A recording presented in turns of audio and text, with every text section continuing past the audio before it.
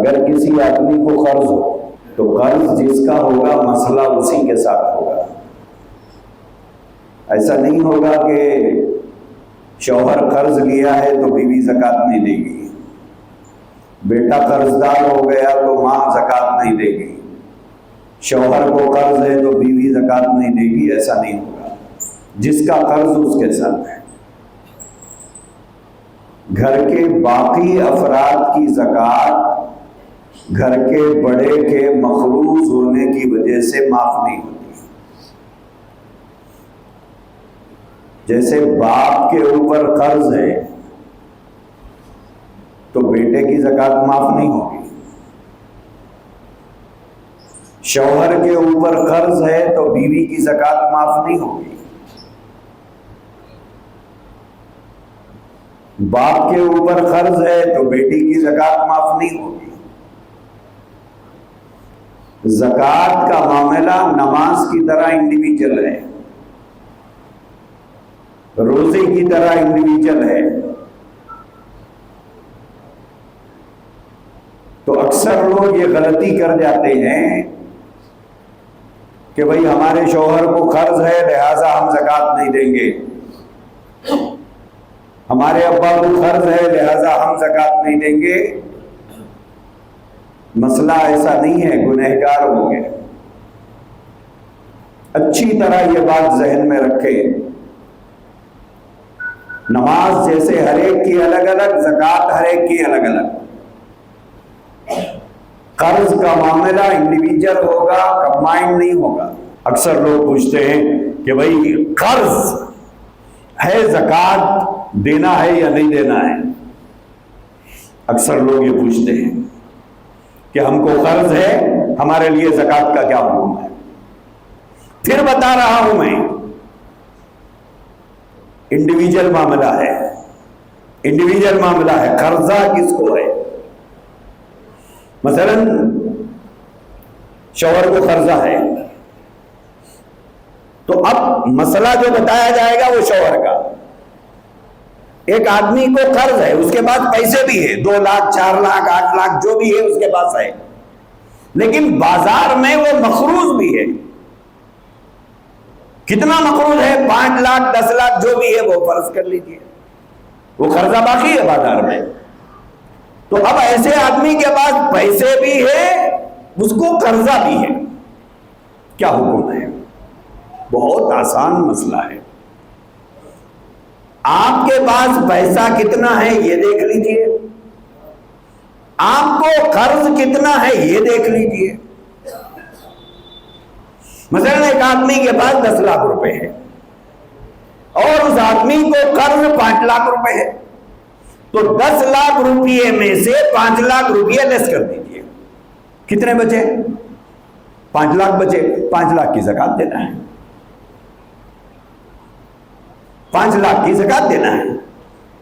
ایسا ہی ہر ایک کا الگ الگ حساب کریں گے. باپ اپنا حساب کرے، بیٹی اپنا حساب کرے، ماں اپنا حساب کرے، بہو اپنا حساب کرے، ساس اپنا حساب کرے کہ قرض کتنا ہے.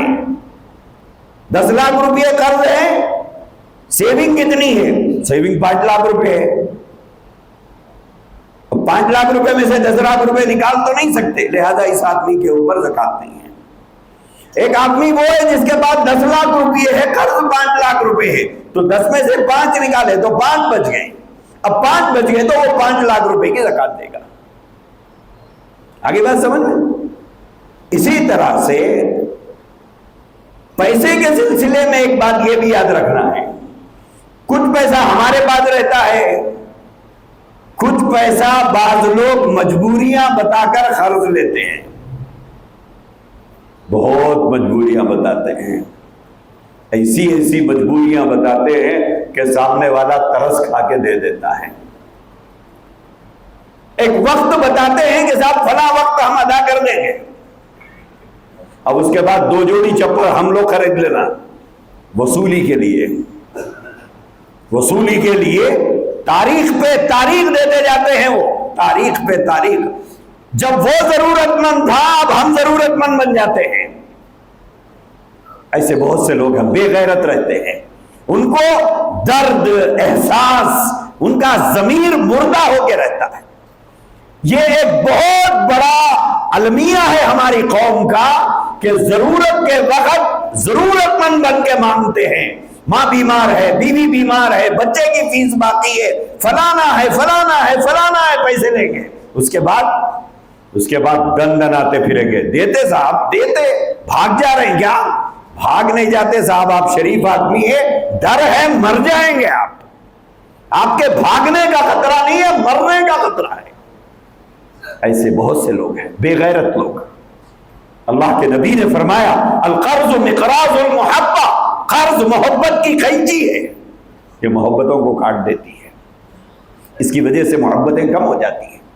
تو خیر، تو میں یہ بتا رہا تھا کہ اکثر لوگ قرض لیتے ہیں، 2 سال ہو جاتے ہیں، 3 سال ہو جاتے ہیں، 4 سال ہو جاتے ہیں. حیا نام کی چیز نہیں ہوتی. اچھا، اپنی ساری ضرورتیں پوری ہو رہی ہیں، اپنے گھر کی ساری ضرورتیں پوری ہو رہی ہیں، صرف جس نے مہربانی کی غداری اسی کے ساتھ چل رہی ہے. برے وقت میں جو کام آیا اسی کے ساتھ غداری کرتے ہیں. تو ویسے بہت سے لوگ ہر ایک کے ساتھ لگے ہوئے ہیں. اب وہ پیسے کا کیا کریں جس کو ہم نے قرض دیا تھا؟ وہ پیسہ ہمارا ہے یا نہیں ہے؟ بولے ہمارا ہے. آپ کو چاہیے یا نہیں چاہیے؟ بولے چاہیے. تو پھر زکوٰۃ تو لینا پڑے گا اس کی، کیونکہ وہ آپ کا ہے. ارے مول صاحب دیتا یا نہیں دیتا نہیں معلوم ہے، 2 سال سے تو پھر آ رہا، 4 سال سے تو میں گھوم رہا ہوں اس کے گھر کے اطراف. ان کے لیے کیا مسئلہ ہے؟ ان کے لیے مسئلہ یہ ہے ایسا پیسہ جس کا آنا یقینی ہو، اس کی تو زکوٰۃ اپنے پیسوں کے ساتھ دے دیں.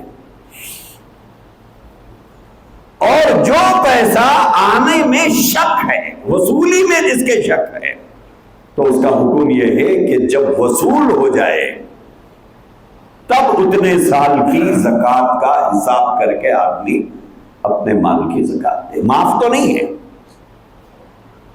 اسی طرح بہت سے وہ پیسے جو بازار میں ہم نے انویسٹ کیے ہیں، کچھ فکس ڈپازٹ میں گئے ہوئے ہیں، کچھ کہیں گئے ہوئے ہیں، کچھ پتہ نہیں کتنے قسم کے آج کل پیسے جمع کرنے کے راستے نکل گئے ہیں. جہاں جہاں پر آپ نے جمع کیا ہے پیسہ، وہ پیسہ آپ کا ہے. ان سارے پیسوں کا آپ کو حساب کر کے اس کی زکوٰۃ دینا ہوگا، اس کی زکوٰۃ دینا ہوگا.